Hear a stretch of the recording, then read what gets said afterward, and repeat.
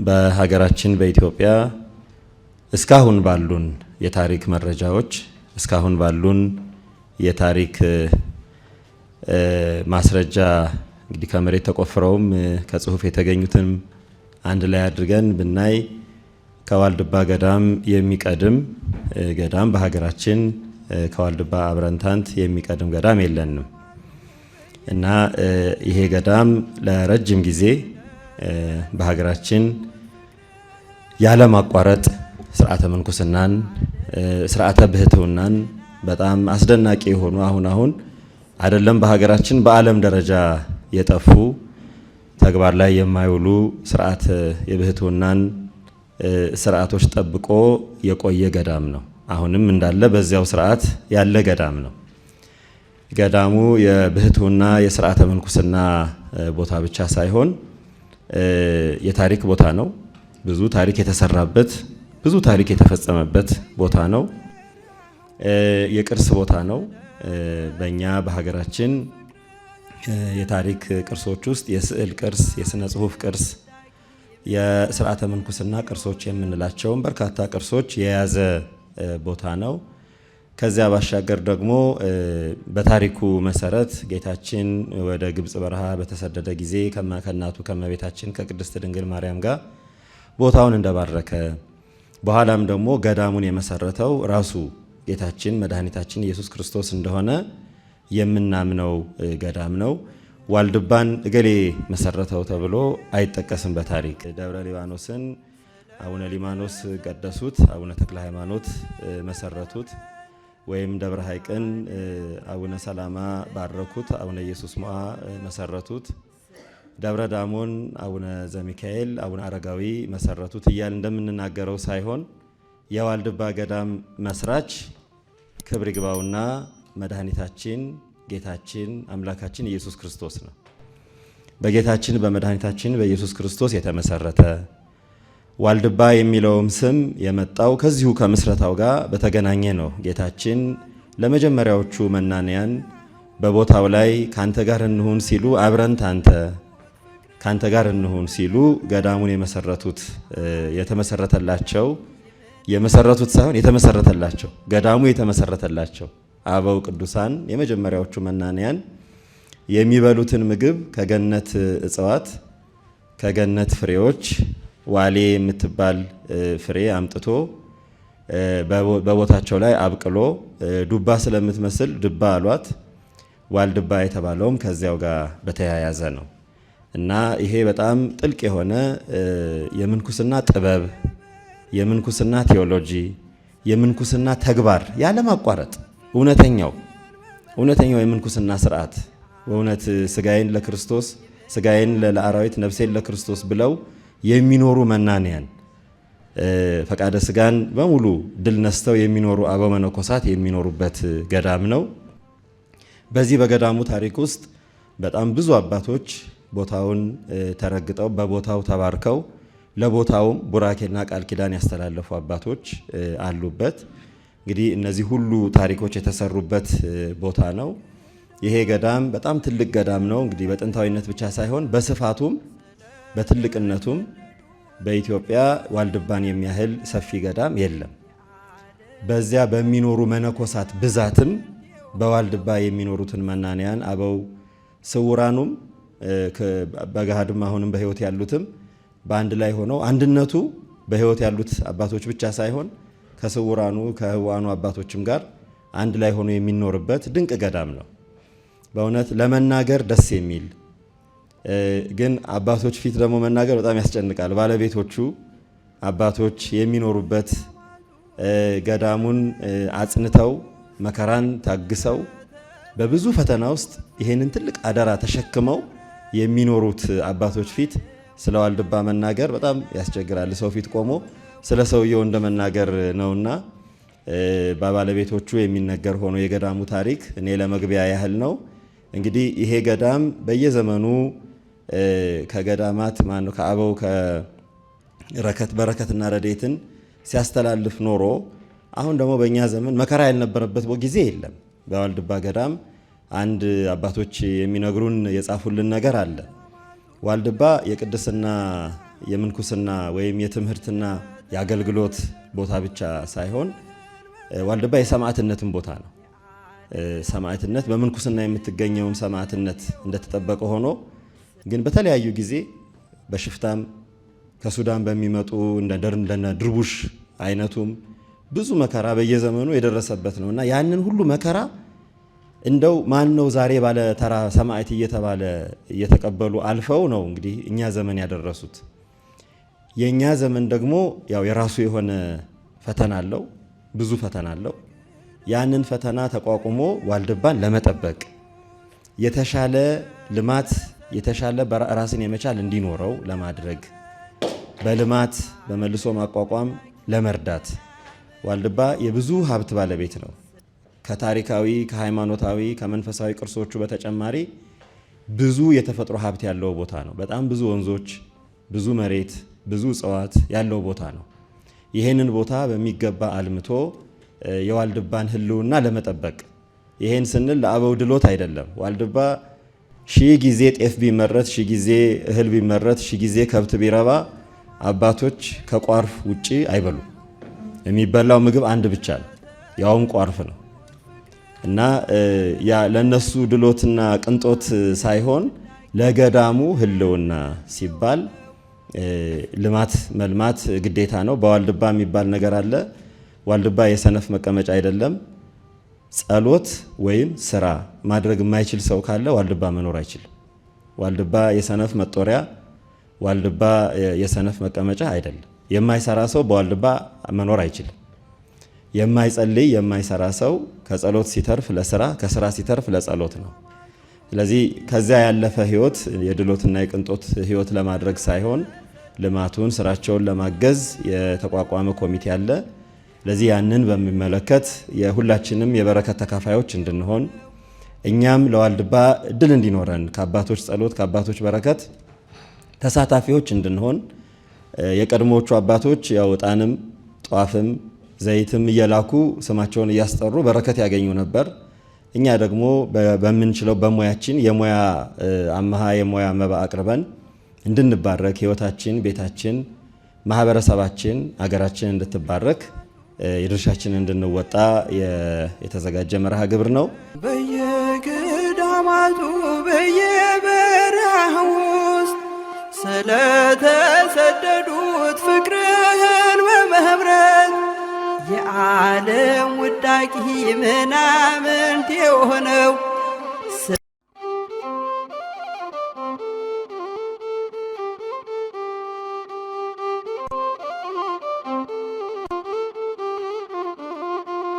ዋልድባ እንደምታዩት የቀደም ገዳም ነው። ይህም የገደመው መድኃኒታችን ኢየሱስ ክርስቶስ ሶስቱን ገዳማት ሲሆን የመጀመሪያ ገዳም ዋልድባ ነው። ምክንያቱም በስደቱ ጊዜ በራሱ የገደመው መሆኑን እንድታውቁት። ከዛ እንደገና በ485 መጋቢት 27 ቀን 1000 አባቶችን ከቡልጋ ከሳማ ሰንበት ከምትባለው ራሱ እየመራ አንጥቶ 151 አዕማድ ያላት በግብረ ቅዱስ የተሰራ ቤተክርስቲያን በዛ በድንጋይ ቆብ አሞልኩሶ ስጋ ወደሙን አቀብሎ ዮርዳኖስን ሰጥቶ ሃሌሉያ ሰውራቸው። እንደምታውቁትም መጀመሪያ የሚጠራው ዋልድባ የተባለው እንደተናገሩት ዋሊ የተባለች የገነት ዕፅ ናት። ዱባ የተባለ ፍሬው ነው፣ በዛ ይጠራል። አብረንታንት የሚባለውም ጌታችን ኢየሱስ ክርስቶስ ሲሰወር ካንተ አንለይም አብረን ሲሉ አብረንታንት ተባለ። ገዳሙ የመጀመሪያ እንኳን በኢትዮጵያ ቀርቶ በዓለም አንደኛ መሆኑን እንድታውቁልን እናሳስባለን። ገዳሙ ለየት ያለው ከገዳማ ቆሮንቶስ ከገዳማ አስቄጥስ ለየት የሚያደርገው ምንድን ነው? አንደኛ በገዳሙ ውስጥ የሚበላው ቋርፍ ነው። የመጀመሪያው ገመሎ ይባላል። የሁለተኛው ጣብሌ ቋርፍ ይባላል። ይህን እየበሉ አባቶች ይቀመጡበታል። በሌላው ገዳም ግን እንደምታውቁት እህል ይበላበታል። በዛ ቦታ ግን እህል አይበላበትም። የደመቀ የሞቀ አይለበስበትም እና ትልቅ ገዳም ሆኖ ይህ ነው። እንደገና ደግሞ ስምረት የሌለው ካህናት አባቶቻችን እንዲያውም ጳጳሳትም ቢሆኑ ቤተ መቅደስ ገብተው ስጋ ወደሙ አይቀበሉም። መነኮሳቱም የመነኮሱት ስምረት ከሌላቸው አይቀበሉም። ስምረት ከሌላቸው ከመቃብር አበው አይቀበሩም። ይሄ ለየት የሚያደርገው ታሪኩ ይህ ነው እና ገዳሙ በእውነቱ እግዚአብሔር ለእኛ ሲል የሰጠን ነው። የመጀመሪያ ገዳም መሆኑም እንድታውቁልን። እኛ አሁን የመጣ ነው ምንድን ነው ይህን 1500 ሲቀመጥ ገዳሙ አባቶቻችን በመከራ እንዳለፉ ነው። ይሁን እንጂ አባቶቻችን እኛም ቢሆን ያው መከራም ጊዜም ለመነኮሳት ይስማማዋል እና ግን ብቻችንን አባቶች ብቻቸውን ክብር ከሚያገኙ ህዝቡም ክብር ያገኝበት ገዳሙንም ህዝቡ ይወቀው ይጽደቅበት ብለን የመጣ ነው እንጂ መከራው ለመነኮሳት እንደሚስማማ አወቁት። ይሄ ክብር ግን በጊዜው ጊዜ ይገለጥ ብሎ እግዚአብሔር አነሳስቶ ልማት እንዲሆን፣ ይህ ልማት ደግሞ ለገዳሙ ብቻ ሳይሆን ሌሎችን ሁሉ ገዳማት የደከሙ አባቶቻችንን በመንገድ የወደቁትን ሁሉ እንዲረዳ ተብሎ ታስቦ ነው ይህ ሁሉ የተደረገውና ሁላችሁ ህዝበ ክርስቲያን እንግዲህ የምትሰጡት አንደኛ ክብራችሁ ለራሳችሁ መሆኑን እንድታውቁት። ክብር የሚሰጥ ነው፣ ለሚቀበል ምስክርነት ነው እና ገዳማችን ትልቅ ገዳም ነው። ከዝለቱ ቀደማ አባቴ ገብረስላሴ ይቀጥሉበታል። እንግዲህ እንደተገለጸው ዋልድባ አባታችንም ገልጸውታል። እንኳ ብዙ የምጨምርበት ነገር የለም። ታላቅነቱንም ወንድማችንም ሲገልጽ ቆይተዋል። ዋናው ነገር ዋልድባን ከሌሎች ገዳማት ለየት ያደረገውም ብዙ ነገር ስርዓቶች አሉት። አንደኛው ስርዓት ሱባኤ የሚባል ከሰኔ 20 እስከ ህዳር 24 ቀን ሱባኤ ይባላል። በዚህ ሱባኤ ውስጥ ግን የገባ አይወጣም፣ የወጣ አይገባም። ከሰው ጀምሮ እስከ ዕቃ ድረስ ዕቃም ሰኔ 20 ቀን ካልተሻገረ ሰውም ሰኔ 20 ቀን ካልተሻገረ ስጋው ወደሙ መቀበል አይችልም፣ መቀመጥም አይችልም፣ መግባትም አይችልም። ውስጥ የገባ ደግሞ ወደ ውጭ መውጣት አይችልም። ዕቃም መርፍ የምትሆን ስራ አትሰራም። ይሄ ከሌሎች ገዳማት ለየት የሚያደርግ ስርዓት አለው። በመቀጠል ዋልድባ ታላቅነቱ የሚያስመሰክረው ራሱ መድኃኒታችን ኢየሱስ ክርስቶስ በስጋ ተገልጾ አባቶቻችን እየመራ ሲርባቸው እያበላ ሲጠማቸው እያጠጣ እያሳረፈ ከሸዋ አንስቶ እስከ አብረንታንት ድረስ ሲደርስ 1 ዓመት ከ2 በላይ ነው የተጓዙት። እንዴት ሲባል በ484 ጥር 11 ቀን ነው እንግዲህ የተነሱት። ከዚያ ጀምረው ከተነሱበት ጀምረው የተነሱበት ምክንያትም አለው። የተነሱበትም ምክንያት ምናልባት ዝርዝር አድርጎ ለመናገር ጊዜ የለንም፣ ሰዓት የለንም። በጽሁፍ ላይ አስቀምጠነዋል። ጽሁፍ ላይ ማንበብ ትችላላችሁ። ነገር ግን 1 ዓመት ከ2 ወር ሲጓዙ ግን በየመንገዱ እየሞቱ በየመንገዱ ደክመው እየቀሩ ታመው የቀሩ አሉ። እነዚህ ሁሉ እዚያች ሲደርሱ ግን አምላክነቱን ለመግለጽ ሲፈልግ እንግዲህ እዚህ ብትቀሩ አምላካችሁን አታገኙም ወይ ብሎ ጠየቃቸው። ማን እንፈልጋለን ጌታችን አንተን ነው እንጂ አሉት። እኔ ነኝ አላቸው። አንተ ከሆንክማ እውነተኛው አምላክ ከሆንክማ እስቲ ምንድን ታሳየናለህ አሉት። ይፈልጋችሁትን አለ። ሌላውን ወደ ብዙ ዝርዝር አልገባም፣ ምጥር ለማድረግ ያህል ነው። ብዙ ነገሮች አሉት ወደኋላ። እንግዲያስ አምላካችን ከሆንክ የሞቱትን አንስተህ የታመሙትን ፈውሰህ የደከሙትን አበርትተህ ከዚች ቦታ ላይ አንድ ጉባኤ አድርገንና አምላክ እንሆናለን። እስመ አልቦ ነገር ዘይሳአል እግዚአብሔር አመቶ ቁጭ አደረገላችሁ። እውነተኛው አምላክ አንተን አሉት። በሉ እንግዲህ ኢየሩሳሌም ልትሄዱ ነበር፣ ይህች ኢየሩሳሌም ትሁንላችሁ ብሎ በኢየሩሳሌም ሰይሞ፣ ያውም በምድራዊት ኢየሩሳሌም ሳይሆን ሰማያዊት ኢየሩሳሌም ናት። በምድራዊት ኢየሩሳሌም ብዙ ነገር ይፈጸምባታል። እህል ይበላል፣ ያማረ የጣመ የሞቀ የደመቀ ይለበሳል። ይችን ግን እንደ ሰማያዊት ቅዱስ ቅዱስ ቅዱስ ተብሎ እንደሚመሰገንባት እንዲመሰገንባት ራሱ በዚች እህል እንዳይበላባት፣ ኃጢአት እንዳይሻገርባት፣ የሞቀ የደመቀ እንዳይለበስባት ይች ቦታ ኢየሩሳሌም ስልናችሁ። ይችን ቦታ ምድሯን የረገጠ በዚች ቦታ የተቀመጠ ለዚች ቦታ ሁሉ የገበረ ሰማያዊ ክብር ሰጠዋለሁ ብሎ ቃል የሰጠባት ቦታ ናት። እንግዲህ ሌላውን አባቶች ተናግረውታል። እኔ ልደግሞ አልችልም። የምንኩስናውን ጉዳይ ወንድማችን የመጀመሪያው በኢትዮጵያ ላይ የመጀመሪያው ያውም ለየት ባለ የድንጋይ ቆብ እየጫነ እናቶችን አባቶችን ያመነኮሰባት፣ ማዮርዳኖስን የተጠመቀበትን ያፈለቀባት፣ ያውም በሶስት አይነት ማር፣ ወተት፣ ውሃ። ቅድም ወንድማችን እንደተናገሩት ለስውራኖቹ ማርና ወተቱ ቁልቁል እንዲወርድ፣ ያቺ ገነት የወረደችው ለእነሱ ምግብ እንድትሆን፣ ለሚተኩት ትውልድ ደግሞ ውሃው እንዲሆን እስካሁን ድረስ እንገለገልባታለን። እንዲህ ያለ ታሪክ አለው እና የሀገራችን የመጀመሪያው የምንኩስናም ስርዓት ራሱ በሱ በእጅ የተፈጸመባት፣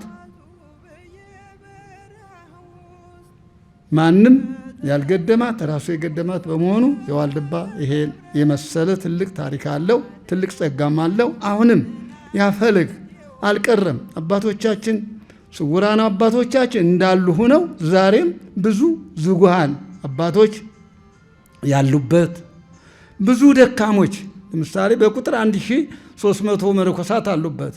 ነገር ግን አሁን ወደዚህ ልንመጣበት የቻልንበት መንገድ አለ። ቅድም አባታችን ነግረውታል። ይህ 1300 መነኮሳት ማን ነው መግቦት የኖረው? እግዚአብሔር ነው።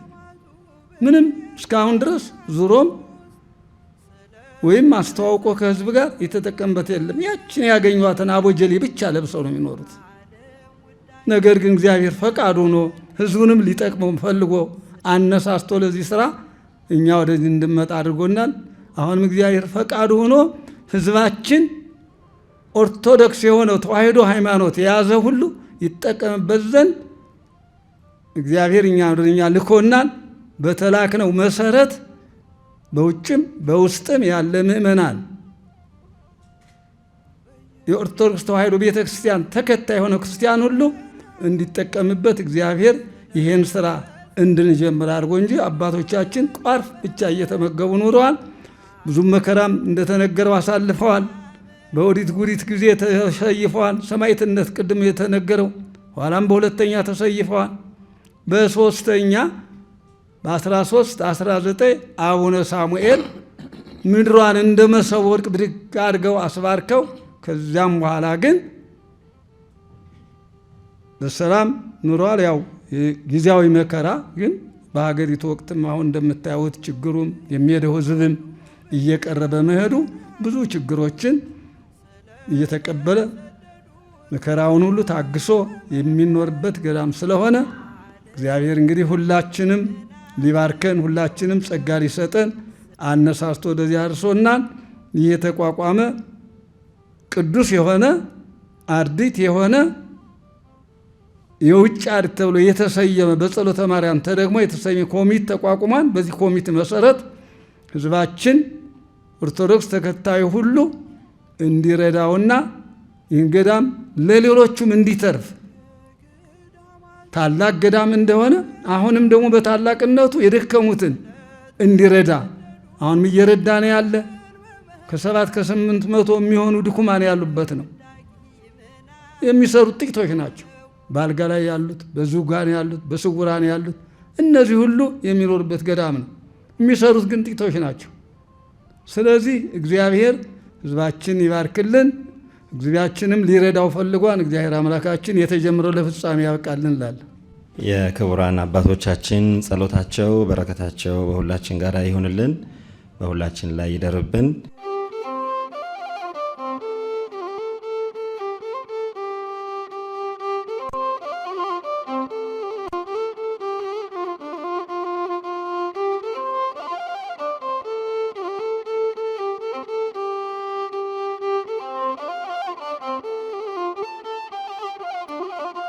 እንግዲህ አባቶቻችን ታሪኩን በእውነት ቁጭ ብለን ብንውል አያልቅም። የዋልድባ ታሪክ ሲተረክ ቢውል አያልቅም። በየዘመኑ ያለው አሁን አባቶች ሲናገሩ እንግዲህ ገዳሙ በእመቤታችን በጌታችን ስደት ከተቋቋመ 2000 ዓመት በ480 ዓመተ ምህረት ደግሞ ከተቋቋመ ያው እንግዲህ 1500 ዓመት ይህን ሁሉ እየቆጠርን ብንሄድ በየዘመኑ በጣም በርካታ ታላላቅ አባቶች እንግዲህ የሚጠቀሱ አባቶች አሉ።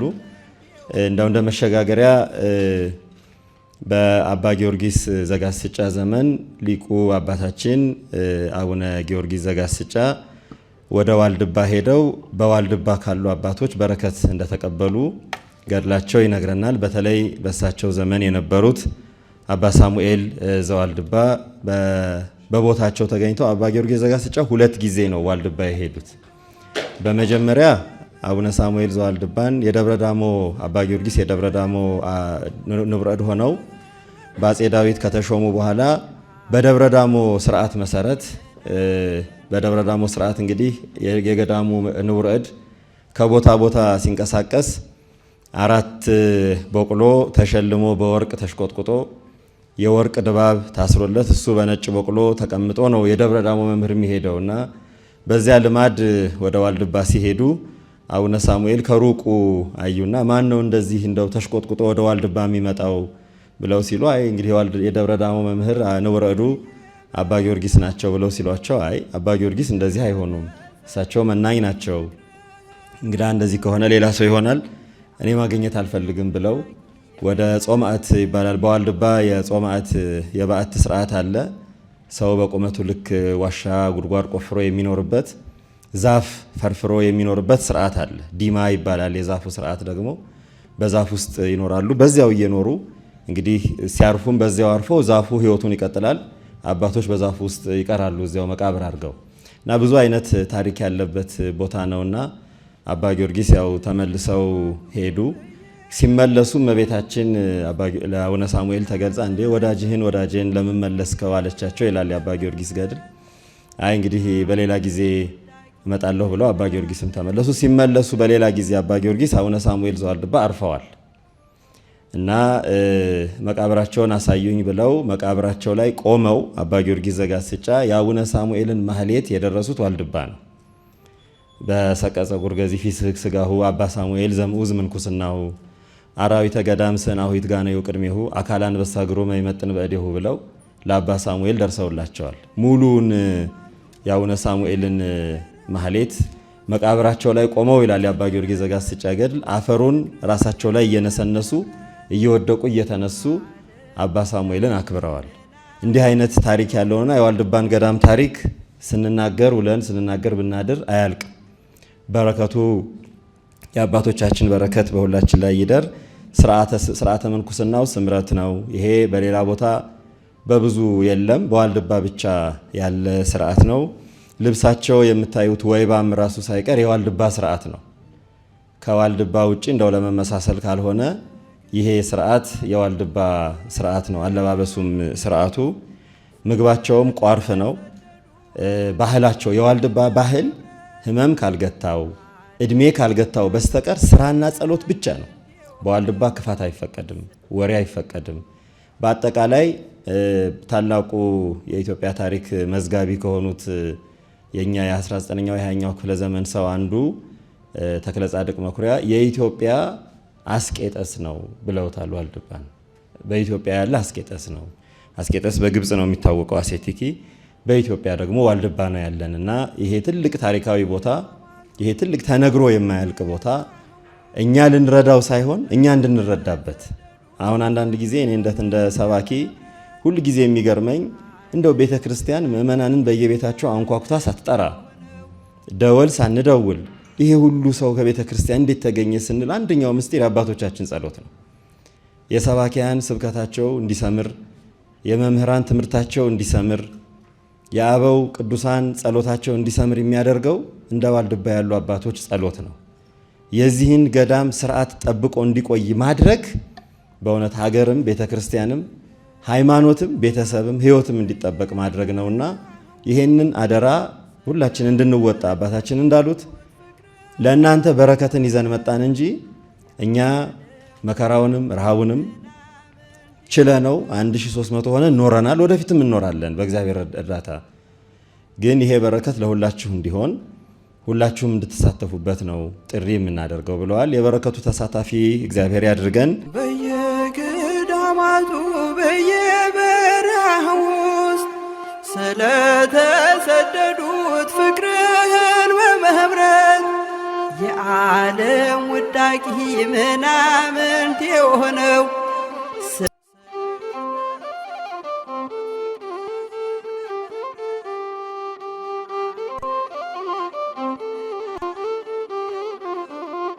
በዝርዝር ፕሮጀክት ይቀርባል። ያን ጊዜ የፕሮጀክቱን መጠንም ታዩታላችሁ። እንደው ጀስት አንዱን ያክል እንኳን ለመጥቀስ ያክል የቋርፉ የሚለማው ብቻ 200 ሄክታር ነው፣ መገመት ትችላላችሁ ማለት ነው። ያንን ለማልማት የሚኖረው ውሃ የሚኖረው ነገር አንዷ ፕሮጀክት ብቻ ማለት ነውና ያ ሊጠይቅ የሚችለው ነገርም መገመት ይቻላል። ስለዚህ ይሄንን የሚቀጥለው ሳምንት በገቢ ማሰባሰብ ፕሮግራሙ ላይ ስለሚቀርብ በሱ ላይ ብናቀርብላችሁ ጊዜ አንሻማ። ይሄ አንዱ ነው። ሁለተኛው እንዳጠቃላይ በጣም ሰፊ ቦታ ነው። ከ460 ሄክታር ኪሎ ሜትር ስኩዌር በላይ የሆነ ቦታ ነው። ከ460 ኪሎ ሜትር ስኩዌር በላይ የሆነ ቦታ ነው ቦታው ማለት ነው።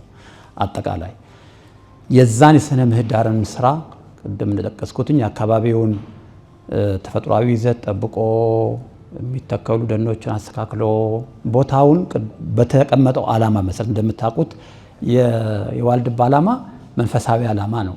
መንፈሳዊ ዓላማውን ደግሞ ለዓለም እንዲደርስ ለሀገሪቷ እንዲደርስ ለማድረግ ስለሆነ በዝርዝር ሰፊ የሆኑ ስራዎች የተሰሩ ስለሆነ እያንዳንዳቸውን አሁን በዚህ መድረክ ሳይሆን የሚቀጥለው ሳምንት እንዳትቀሩ በዝርዝር የሚቀርብ ስለሚሆን ይሄንም ጨምሮ እዛው ታገኙታላችሁ ማለት ነው። ሰፊ ፕሮጀክቶች ናቸው ለማለት ነው። አመሰግናለሁ።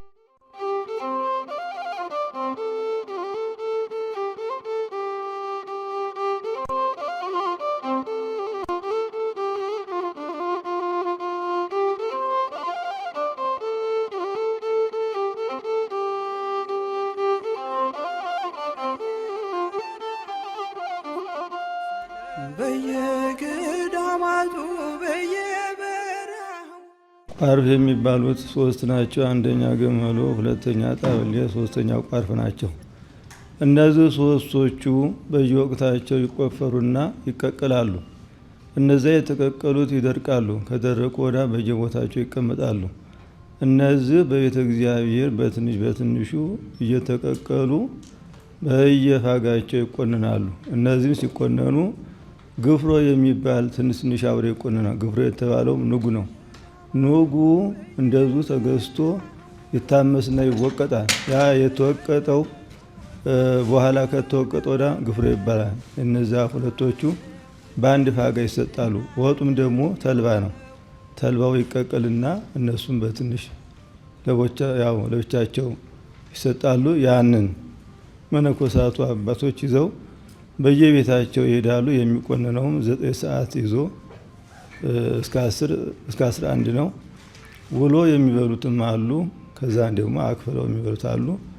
ይህ ምግብ ካልተገኘ ግን የጠነከረ በዛው ይሞታል። ያተቻለው ቦታ ለቆ ይሄዳል እንጂ ሌላ ምግብ ሊበላም አይችልም። ይህም የተወሰነ በሰው ሳይሆን በጌታችን በኢየሱስ ክርስቶስ በመድኃኔዓለም ስም ስለሆነ ያ ነገር ጠፍቶ ሰውም በረሃብ ከሚሞት ሰውም ፈርቶ ቦታ ለቆ ከሚሄድ ተብሎ ይሄ ሁሉ ታስቦ ነው የተመጣውና ግን ዋናው ነገር መነኮሳቱ በረሃብ ቢሞቱ ክብራቸው የበለጠ ነው። ይሁን እንጂ ገዳሙ የሁሉ የኢትዮጵያ ቀርቶ የዓለም ስለሆነ ገዳሙ እንዳይፈታ እናንተም ተተክታችሁ ወደፊት በዛው በአባቶቻችን ቦታ ተቀምጣችሁ ክብርን እንደምታገኙ ገዳማችሁን የሚጠብቁ አባቶች ናቸው። እናንተ ስትረዱ ገዳሙ ይጠበቃል። ገዳሙ ከተጠበቀ እናንተም የአባቶችን ክብር ታገኛላችሁ በማለት ይህ ሁሉ ታስቦበት ነው። እንደገና ደግሞ ሁለተኛውም እንደዚህ ሆኖ ቢገኝም ይሄ ልማቱ ከፍጻሜ ከደረሰ ወዳ እንደዚሁ እንደ ገዳሙ የሚቸገሩትን ገዳማት በየመንገዱ የወደቁ ወገኖቻችን አብረን ልንሳተፈው ነው የሚገኘው ማለት ነው። ህዝበ ክርስቲያን እጁን የሚዘረጋው ህዝበ ክርስቲያን እንግዲህ በገንዘቡ፣ በጉልበቱ፣ በእውቀቱ ይራዳል እና ሁላችሁ እንግዲህ የተራዳው ሁሉ በመንግስተ ሰማያት በአንድነት እንቀመጣለን ማለት ነው። ትልቁ ነገር ግን ህዝቡ እንዲያውቅልን ክብሩ ለእናንተ ነው። መነኮሳት ከረሃባቸው ቢድኑ ክብራቸው ለእናንተ እያካፈሉ ነው። ይህን ደግሞ እንድታውቁት።